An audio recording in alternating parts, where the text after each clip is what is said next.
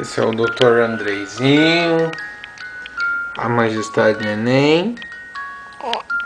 Né, meu filho? Tá aqui dormindo com os amiguinhos dele, o galinho, a cegonha da vovó, curtindo um som. Né, Andrei? Manda um beijo pras vovó. Né, Andrei? É?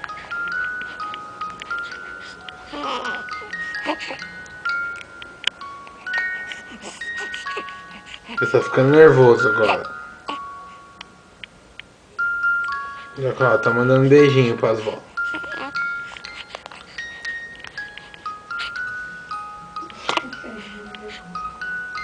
Tchau, tchau. Tchau, tchau. Tchau. Ai, pai, não quero dizer tchau. Tchau. Tchau, até virou a cara.